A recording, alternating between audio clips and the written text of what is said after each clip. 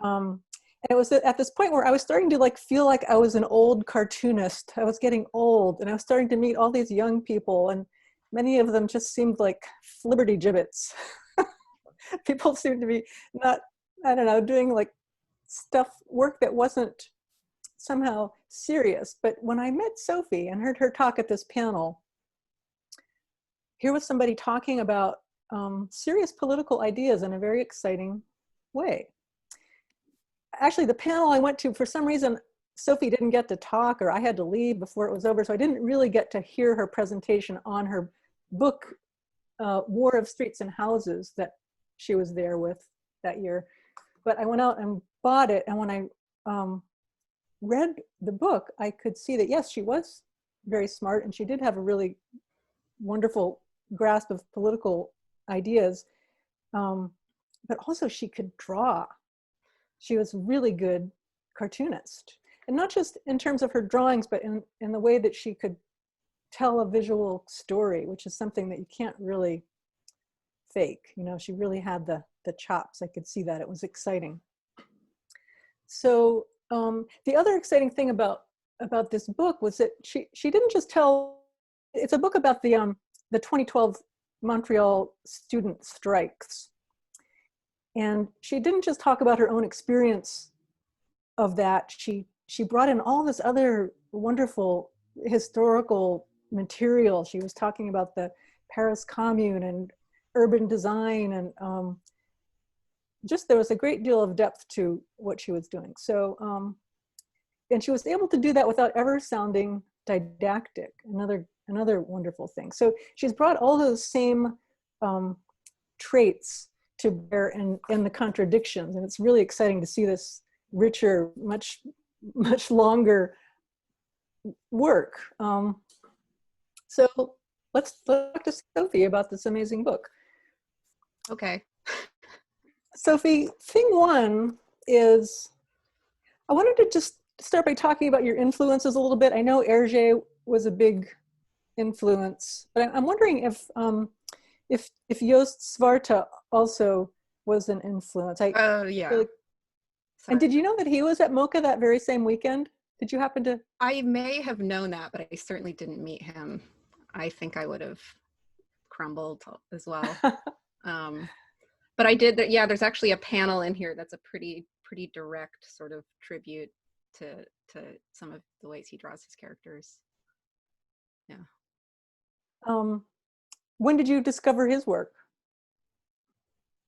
I'm not sure. I think I saw some of the early stuff. I think it would have been through a raw reprint or a raw, one of the raw things. I saw some of his early stuff, or maybe a New Yorker cover or something. But I was pretty blown away by it immediately.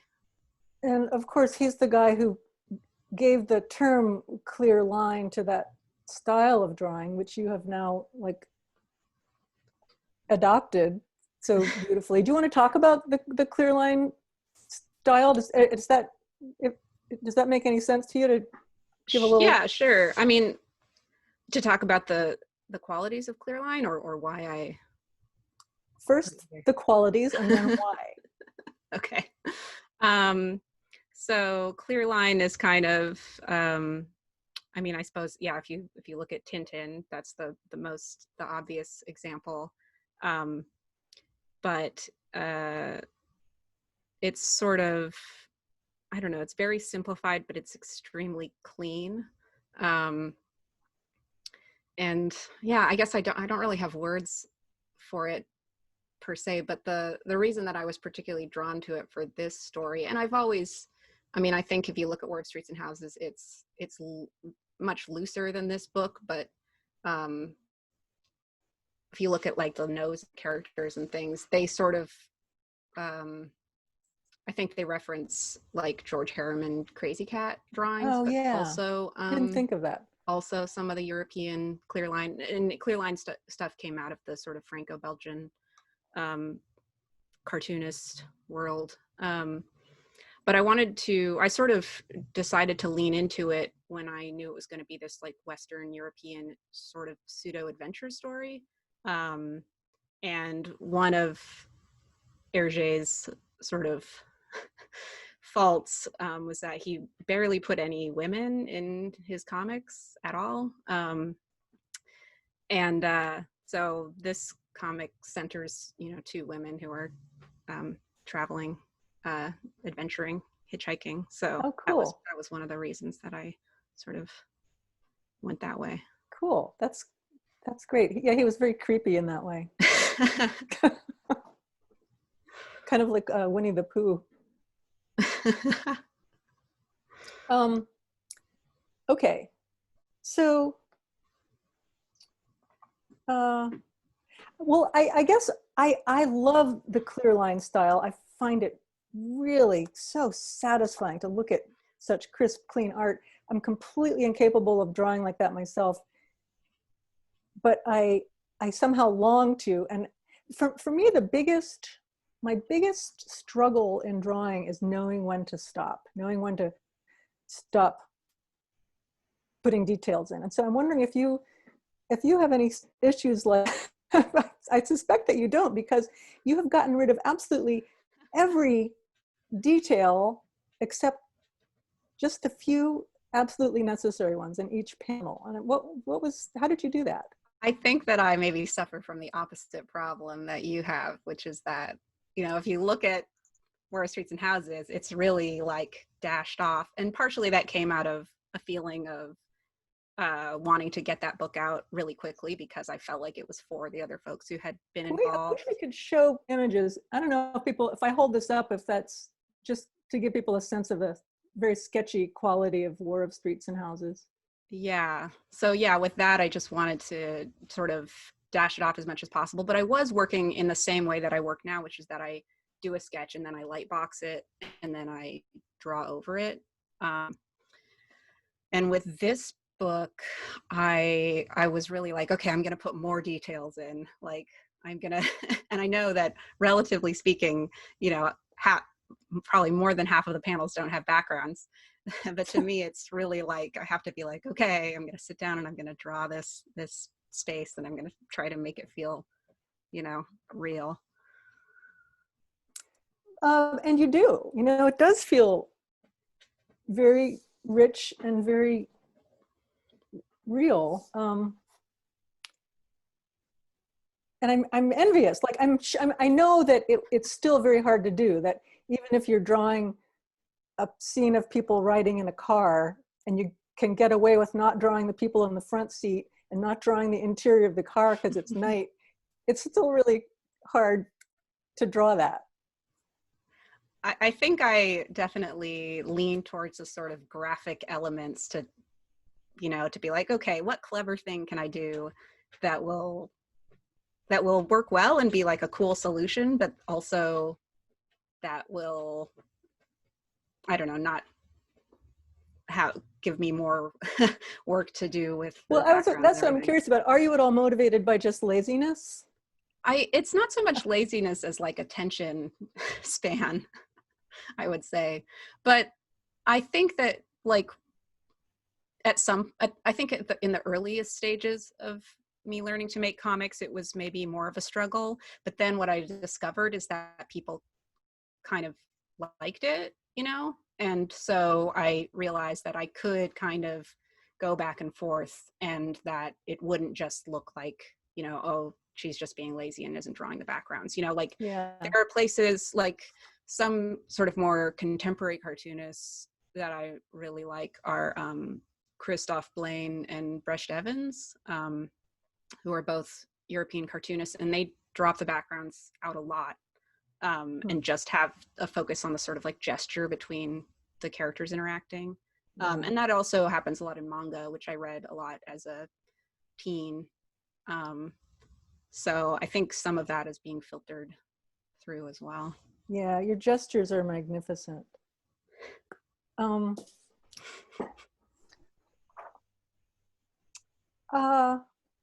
As you were finishing drawing this book, I was reading notes that you send out to your Patreon people, and you were talking about something that I can't imagine many other people experience, but you were drawing in the thick of drawing a scene that was from like an emotionally difficult part of the story.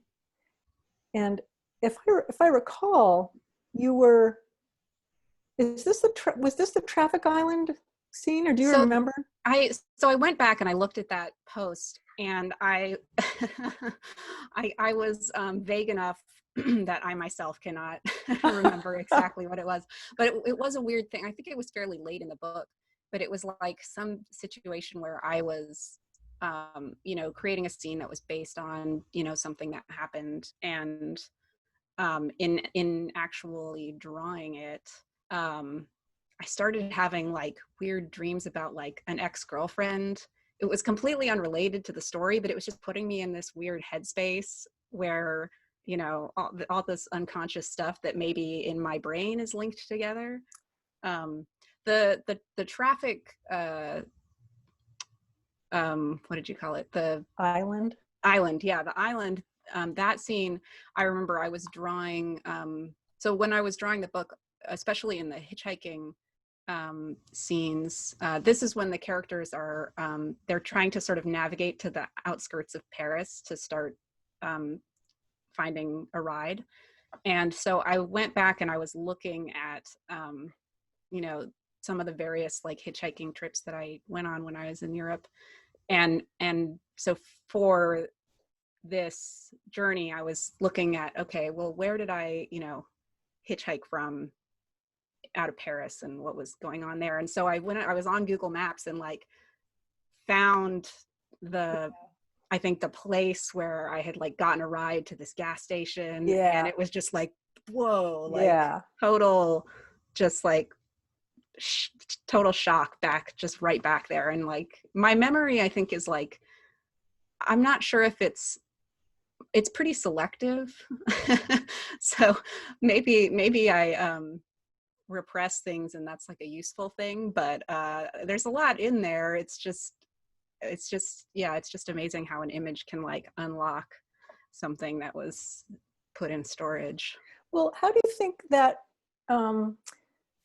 helps your storytelling? I mean, I know writers also have to go back and pour over their memories very carefully and steep themselves back in that earlier version of themselves, but I feel like having to draw a picture of it adds something else altogether that is different. And I'd like to think that some emanation of that experience comes out in the drawing, but maybe that's just wishful thinking. I don't know. Do you have any theories? I think it definitely helps, like, for the drawing itself, for me to be in that headspace, because it just gives me like, I don't know, like a deeper connection to it or something.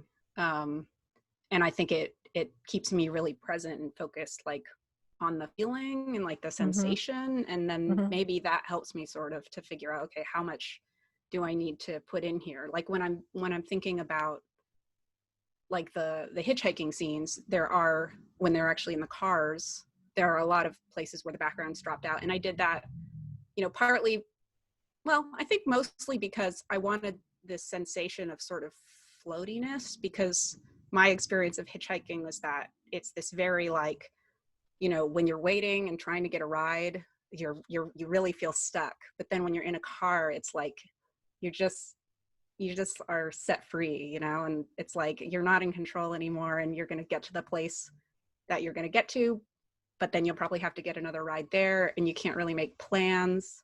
So it's just like, I just wanted to, get that sort of floaty feeling. And I think that hopefully came out in those drawings as well. It totally does. There's a lot of wonderful sensation of movement in the book. So you've described the contradictions as autofiction. D&Q calls it a fictionalized memoir. So was that a decision you made just to avoid the pitfalls of writing about real people that you knew and you didn't want to have to deal with people, questioning how they were represented? Or was there another more formal reason that you decided to do this as a slightly fictionalized version? There were I would say, yeah, both of those things. I mean, so with my earlier work, like with Dwarfs, Streets and Houses and with What is a Glacier, I ran things by like some of the people that were in there in early drafts before they went out to sort of get their approval, and really to be like, you know, a lot of the stuff in here I'm willing to change, and some things, you know, I would really want to have a conversation about it if I'm going to consider changing it, because I feel like these stories are, you know, it's my story, but it also sort of belongs to the people who are portrayed in it. And I think as the person making the story, like we have to acknowledge that we have the most sort of power in the situation usually. But with the contradictions, yeah, it was a combination of things. Like I showed earlier drafts to some of the folks that became like amalgam characters in the story. But I also really didn't want to do a book where I was narrating a lot. Like the book has a little bit of narration, but I really wanted to, there was a lot that I just wanted to like convey sort of a feeling and not be like, this is what this meant to me. And I wanted to sort of see if I could do it. Like see if I could set up a scene where I'm not trying to like tell you what I'm thinking, but hopefully you have some kind of it's so wonderfully spare. There's very little narration. There's hardly any. I didn't notice that at first. It was only going back and looking over that I found like, oh wow, she wrote a whole 2 sentences here. But not only that, you have these very abrupt scene transitions that really work. Like you don't need all business of knowing how people made a certain decision to go out or what they're doing. You just go do it, and you do that really well. Thank you. It's almost like it's the writing version of the clear line style. Everything is just boiled down to its essence. Yeah, and so like with War Streets and Houses, that was, you know, I just sort of like sketched out a bunch of scenes and then I cut down from there. And with this, it was sort of similar. I had scenes in my mind that I wanted to say, okay, I really want this scene to happen. And what do I need to do to set that scene up and make it sort of play in a certain way? And of course, I don't really know if I succeeded or not. I mean, I guess the more conversations I have, I'll see what people got from it. But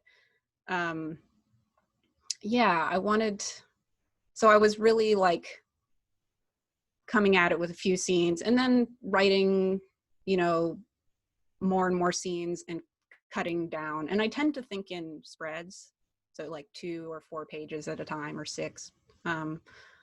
So because of that, that sort of creates a constraint where I'm like, okay, well, this could be a 3-page scene, but I'd really like to not have, you know, have to have a spread that has 2 different scenes on it. So when you say you think in terms of spreads, do you mean just in terms of how much space the story is going to take up, or actually visually what's going to be happening on those spreads? not just, I mean, sometimes I look at 2 images and 2 pages side by side and want to see like the sort of graphic layout, but it's more just a feeling of, I want, you know, I want this scene to take place with, you know, 2 open pages, and then you turn it and you know, okay, like right, okay. Page turn is the sensation of like, okay, we maybe we're going to be at another location like after the page turn.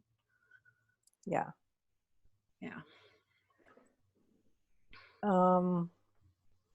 You know, even though you have fictionalized things, it still feels like it essentially honors that autobiographical pact. Like I trust that the essence of everything that happened really happened. You're not making up anything substantive. Yeah, I think that like the reality of the sort of emotional arc that the character Sophie goes through in the book is really a sort of compression of maybe like 4 years of my life where I was kind of trying to figure out. That would be such a big book if you did the whole and it would be really boring also because like, you know, it would be like me at the, you know, burger place being like, oh God, should I get a, you know, whatever. Should I get a tofu burger today? You could be the comics Knausgaard. Oh God. All right. Yeah, that's the next project. Okay. Just rewrite my whole life. But so I think there were some things that I struggled with over a long period of time that I wanted to do using the sort of vessel of a sort of adventure, so that it had a little bit more of a thrust to the story and not just my character wandering around having, moral quandaries. Okay, let's talk about bikes. This book Right. is on one level all about bikes. I wanted to be able to show graphics, but we can't do that, so I'm just going to have to hold up my book. I love this page. Oh shoot, Sophie, what page is it? Oh wait, here it is. Where Sophie and Zena are riding double on a bike through Amsterdam. Look, I love this panel transition where Sophie jolts back when they start going. Yeah. Riding over the bridge. Yeah, that second panel with the that motion was something that I really redrew and tried to capture to try to understand, and I spent a lot of time like sitting like at my desk and being like, huh. Like okay, what happens when the bike goes forward and then this happens, and trying to find videos of that kind of a thing happening, and trying to understand physics. There's a lot of physics. I read a review of the book that talked about your legs of your characters, how like grounded they were and how expressive they were. Yeah. And you mentioned a figure drawing class you'd had that taught you about where the center of gravity needs to fall. That was like a great drawing tip. Yeah, I don't remember exactly what I said, but yeah, I had this amazing figure drawing teacher, Noah Buchanan, and I took classes from him when I was a student at UC Santa Cruz, and he ended up letting me take his summer figure drawing class for like 2 summers in a row, and they were like 4 hours a day for a few days a week. So I was really pretty obsessed with that for a while. I just want to say, for anyone who's not a cartoonist who's here tonight, that drawing a bicycle is a notoriously difficult thing to draw. Drawing a person on a bicycle is about 20 times more difficult than that. And the book is filled with these very eloquent bicycles. All of them just look perfect and natural. And they're simplified, of course, because of the style she's drawing in, but they're just simplified just right. But Sophie, is there any deeper meaning to the bicycles? I mean, it's such a rich metaphor in so many ways. Maybe you'd rather not talk about that, but I thought I'd just see what you thought. Deeper meaning. I mean, well, can I interrupt you? Sorry. Yeah, go ahead. I just want to read this little passage from the very beginning of the book, and Sophie spots Zena for the first time. This is like the longest passage of narration in the book. As a result of feeling other often in my life, I, like so many others, have learned some important semiotic shortcuts for making friends. Bike, special bike, fixed gear. Fixie means bike geek. Bike geek might mean punk, and punk might mean queer. Interestingly, the very wonderful NPR review of The Contradictions left out the last line of that conditional statement, but that feels really key, that the bike is a connection to all of this otherness. But why? Yeah. Why? Why? Oh gosh, I don't know. I mean, I love bikes, and I started going to like bike co-ops when I was in college, and built a bike, and I think they represent a sort of autonomous freedom, and at least that's what they've given me. But yeah, I don't know. I don't have a good answer. I was thinking about the movie The Bicycle Thief, because, I mean, that's this idea of that too. That's the mobility of the bike is what allows the guy to do his job. And his job is putting up posters, which is what you also write about doing in War of Streets and Houses, that you can ride your bike around to do postering. So it's this anarchic thing too, having access to a bike. Yeah. I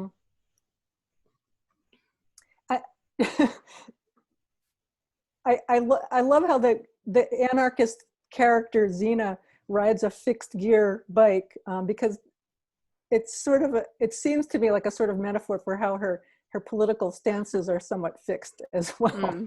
Mm-hmm. She's this very rigid character. But man, I totally identify with the way that you admired her. I was always falling for those women. You know, I wanted to be like those radical people who were always going off and doing civil disobedience, and they knew all the rules. And yeah, it's very yeah, I definitely still am enamored with with those types of people who seem to really know what they believe. I struggle with that to this day. Yeah, interestingly, I mean, the character of Zena is she's a little less stringent ethically in her personal relationships than she is in her political ideas. Yeah. Well, that's an interesting part of the story. Yeah, I mean, I think that was like one of the things that I wanted to write about and to think about with this was this kind of, I feel like for me, a lot of sort of left politics was delivered through individual people. And as a result, they were really colored by how I perceived those people to live their lives, even though, you know, they didn't write the theory I was reading or whatever, but they were maybe the people that gave it to me or told me about it or whatever. And so I would kind of think, well, if this person, you know, introduced me to this work and this is how they live their life, then that must be, you know, these things must be equated. But it turns out that's not always the case. So, you know, I wanted to ask you, I guess we're drawing to the end of our conversation time, but I wanted to ask you about how you came to your personal political viewpoint. I know you also say at the outset of the book that your parents were leftist activists and had been doing stuff in the late 60s. Is that true? Yeah. So I knew from as a kid, I knew that my dad had been arrested, like protesting Vietnam. My parents were, I think, yeah, they were like almost 40 when they had me. So they're a bit older than probably most people my age. So I knew that they had, you know, both been involved to some degree in that stuff. And then growing up, you know, I went to so many anti-war protests with me. With my parents, there are pictures of me as a baby at protests holding signs. And, you know, that just went on through high school. And like the only radio station that really came in where I grew up, which was in a semi-rural part of the Bay Area, was KPFA, which is like the Pacifica network. That's like Democracy Now! And, you know, all of these. So you didn't rebel against them and become a Republican? Not yet. There's still time.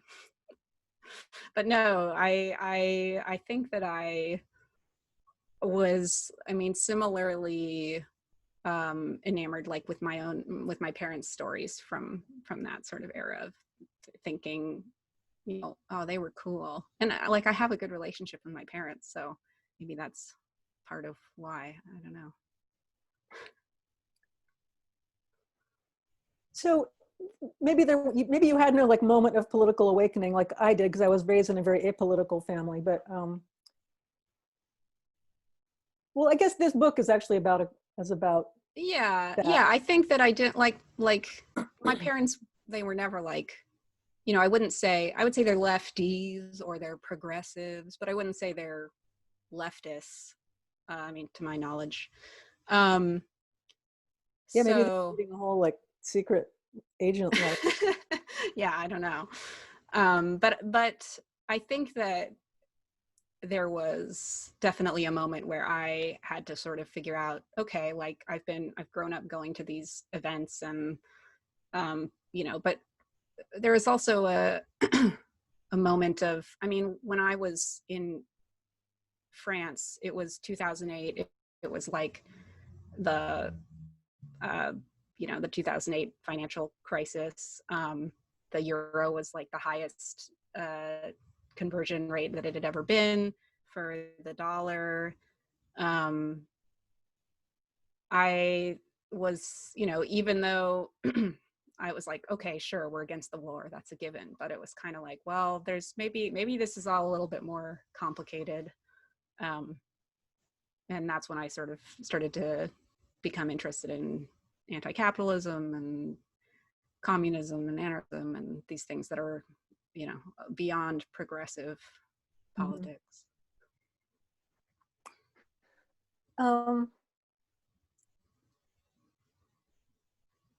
Okay, one more topic to touch on before we go to the question and answers. I just wanted to talk a little bit about gender and drawing. I don't know, I kind of don't want to talk about it, because maybe we should just skip it. I just love how you draw your characters, and I love the way that they are, you know, it's hard as a cartoonist to represent women. Comics aren't, you know, necessarily simplify things. Comics have historically been, you know, rife with just horrible images of women, horrible exaggerations, and, you know, objectifications. And so it's always this thing that you're up against. And I know often people who don't know anything about me or my work see my stuff and they think it's all like men or teenage boys that I'm drawing, you know.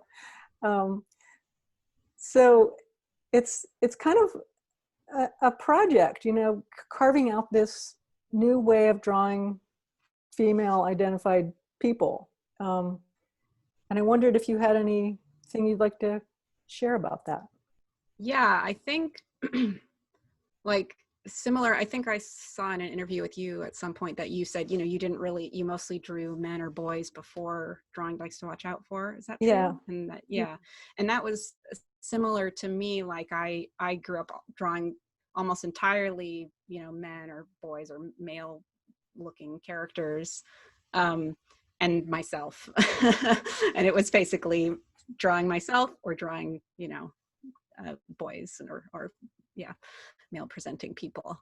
And I think that, yeah, like one of the things about comics is that, you know, we're talking about like these, like, okay, I'm trying to pull from like the Clear Line school or whatever, but there are, I feel, not a lot of like symbols or like ways of drawing women that speak to me or speak to like how I see women or how I see like, yeah, female identified people and or my own body.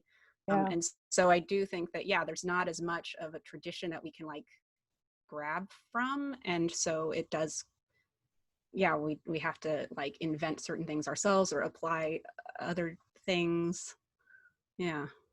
At least you had long hair in this story. That made things a little more helpful.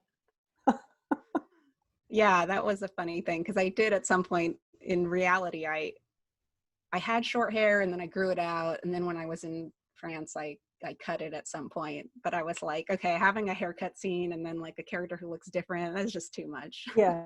No, it's really wonderful. I mean, just the slightest curve of a line, you know, you don't have to do anything extreme to convey the gender of a character, and you really have managed it without any ridiculousness. Right. Yeah. Yeah. So I guess we're pretty much at the end. Do you want to go to questions? Should we do that? Do people have questions? You can just type them in the chat bar there. The first queer person I met in Hong Kong described themselves as bisexual. I hear that. Yeah.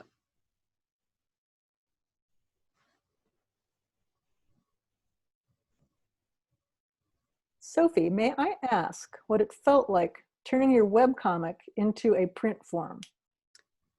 Yeah, so the interesting thing there was that I actually went into the webcomic knowing that I wanted it to be a book. And in fact, I had already signed the deal with Drawn and Quarterly before I put it online at all. So that was that was like part of our conversation, is that I said I really want to have this be online as a webcomic. So I kind of created the site myself.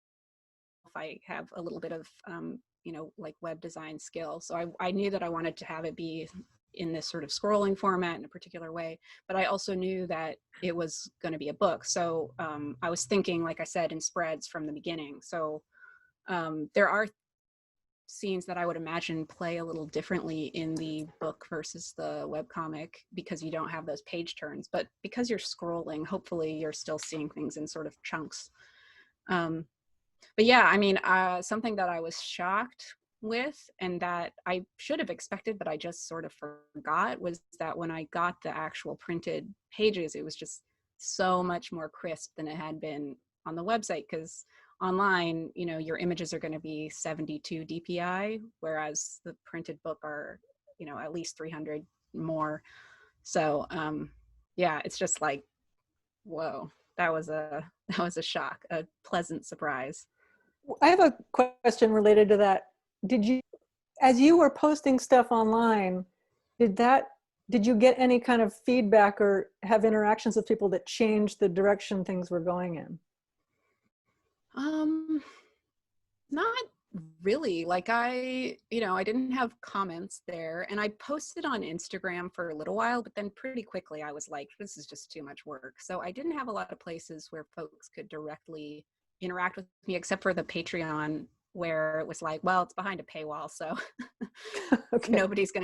hopefully nobody's gonna pay $3 to like come troll me or something. But yeah, I mean, I guess even positive reinforcement can, push you in one way or another. So Yeah. I guess I would say not consciously, but who knows? Someone asks, how much of what you draw is based on experience / feelings from when you were there, and how much of it is based on research? With this book, it's mostly experience, but it's yeah, it's pretty much entirely experience. I mean, some of it, like there's a conversation they have about the Paris Commune, and I had to look up, the various details for that conversation. And that was like a conversation based on a conversation that I had with this old man in Paris while I was there. And, so I was putting the words from that conversation into the mouth of these characters. But, as I wasn't the one who sort of was telling the story, like even if I was, I'm sure I wouldn't remember the details. So I definitely, for a variety of these conversations, had to go back and look at, various sources to try to get the details right from, what these other characters are talking about. And some, yeah, there's like some squatting laws that they talk about a little bit. And yeah, so there's definitely some level of like, okay, this is not all stuff that I remember, or that I even ever knew, maybe, but yeah. Sophie, could you talk a bit about travel and how moving through a space might change how you might tell a story versus if the story takes place in one space? I think like with this story, I think that it created some momentum that I wanted, and I think also a feeling of being sort of taken for a journey. And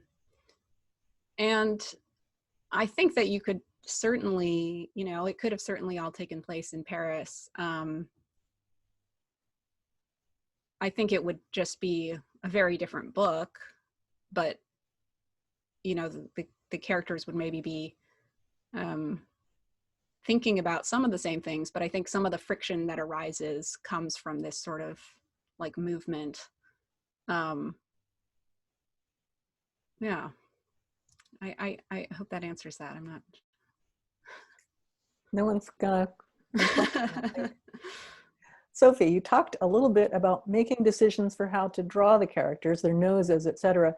Did you finalize the form language before starting the comic, or did you find that it became more solid as you drew the book?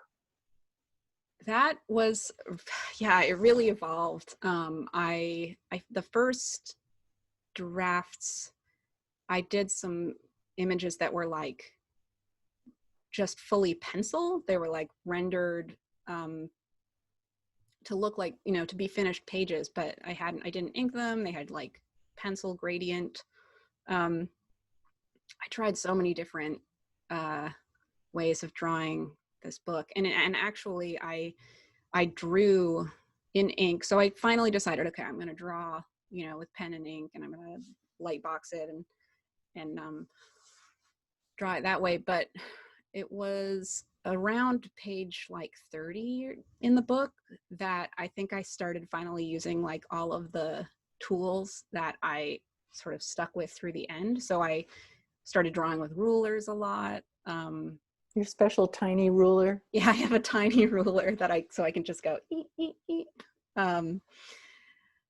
And at that point I kind of went, okay, some of the pages leading up to this moment, I felt like this is the crystallized sort of what I want to shoot for. Some of the pages leading up to this hit this, and some of them don't. And so I went back and I redrew, you know, the first, I don't know, 15 or 20 pages to try to kind of solidify it. And then I just moved forward from there. So, and I definitely felt like,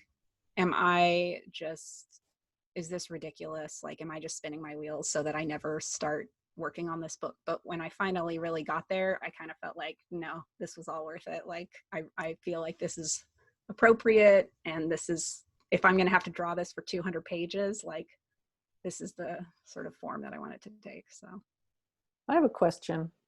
yeah. Why do you do this? Why do you do this insanely demanding, time-consuming, laborious art form?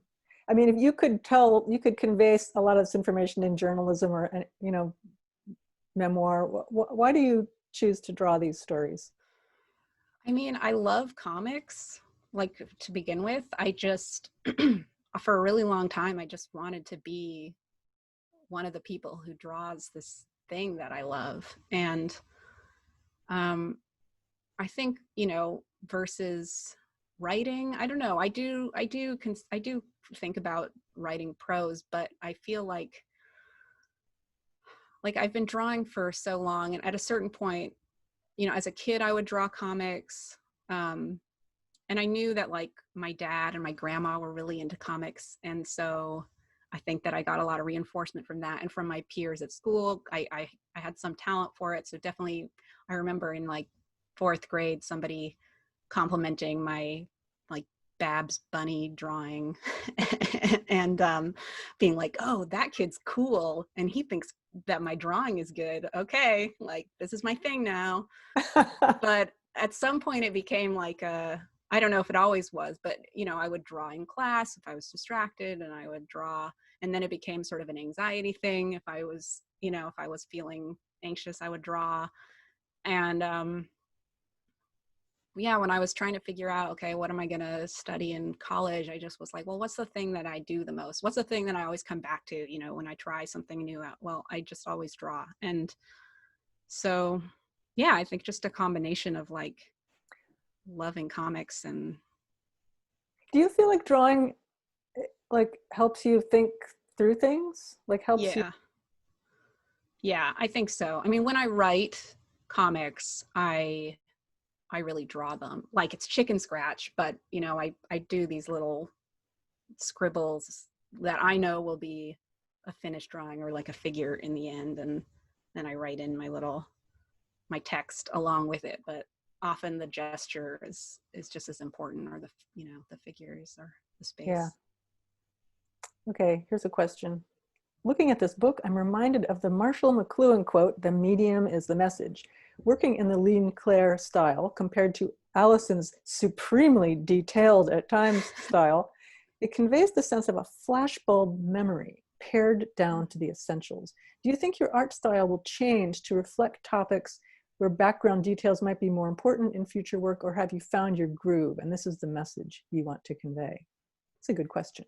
It is a good question, and it is a question that I ask myself now, because I really feel like, in some sense, figuring out how I wanted to draw this, I was like, all right, like I've arrived. This is how I draw now.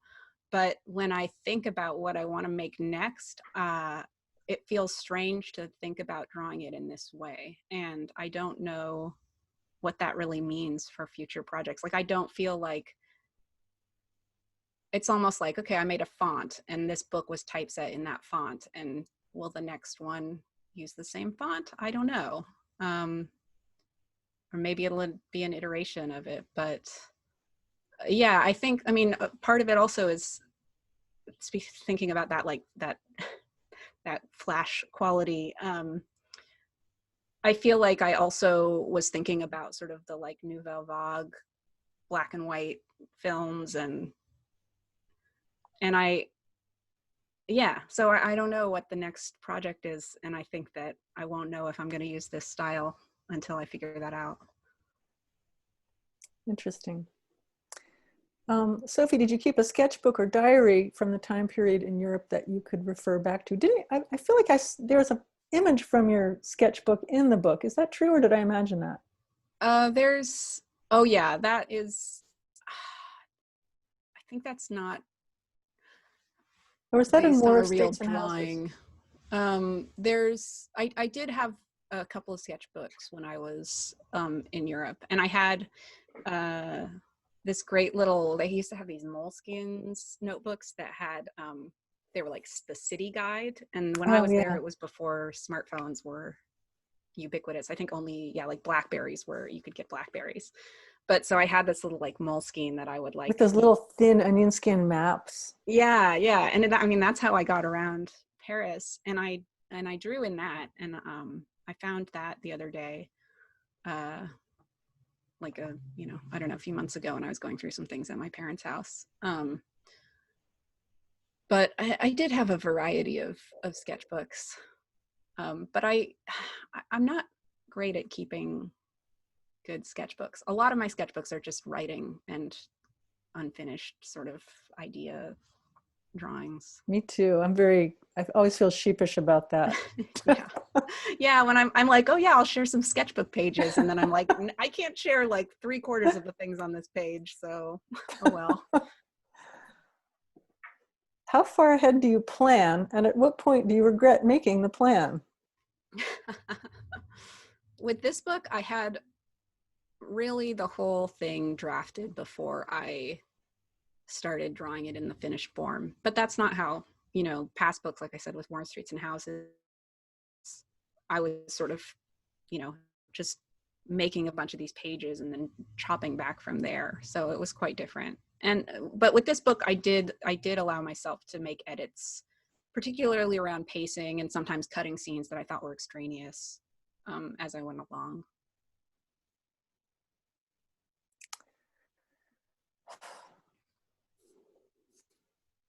Boy, I think I asked all my questions, and I think we've done all these questions. What else should we talk about?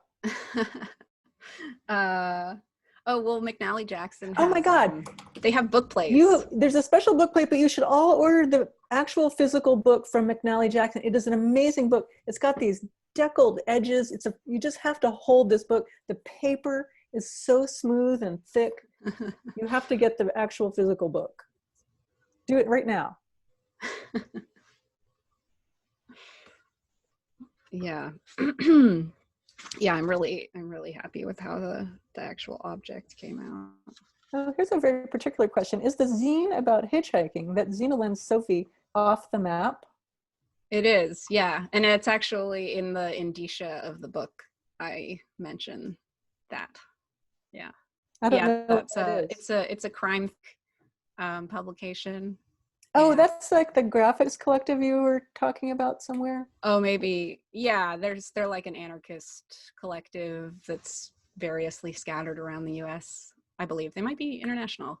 Oh. But that sort of became this classic of the, I think, early 2000s anarchist scene. It started out as the zine, and then that was photocopied tons of times, and then the Crime Think ended up printing it. And I think it inspired a lot of hitchhiking trips. Have you hitchhiked since the events of this story? Yeah, I mean, most of my long distance hitchhiking was in Europe. And I think, yeah, I don't know. I would like to do it again, but yeah, I haven't done too much. I haven't done any like long distance hitchhiking in the States. Although I did when I was on a bike tour. We did some hitchhiking with our bikes. Huh. Glynis Fox asks, what is it like to have a book about travel come out in the time of lockdown? I guess it's like we can all sort of live vicariously through it. Yeah, I hope so. I mean, yeah, I don't know. I think anything's bizarre, but of course I'm grateful that I work in a medium that people can actually access right now, you know. So yeah.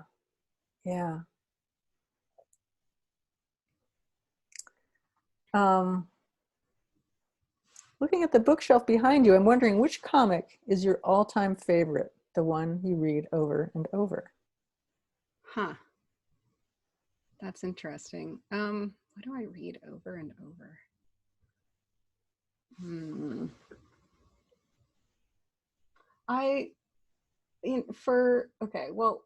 I'll go get mine while you're thinking. the Christoph Blaine guy that I mentioned earlier, he has a book called The Speed Abater. It's a short comic, and I love that for the reasons of like visuals and also for like movement. He's really pretty amazing. What do you got, Alison? 7 Crystal Balls. Les 7 boules de cristal. Yeah, I mean, what do I return to? I mean, The Wrong Place by Brushed Evans, I looked at a lot when I was looking at this stuff. Lucky by Gabrielle Bell and Berlin by Jason Lutz are probably some of the big ones.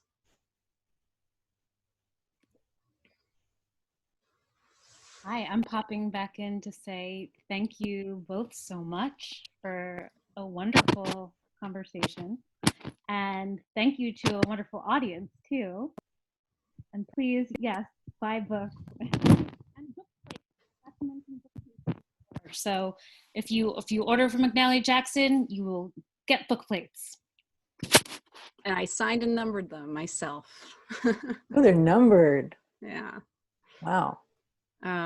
Thank you, Maris. Thank you, Alison. Yeah, thanks, Maris. Thanks, Sophie. This was a great honor. Jackson. Congratulations on an amazing book. Thanks so much. And thanks everyone for coming.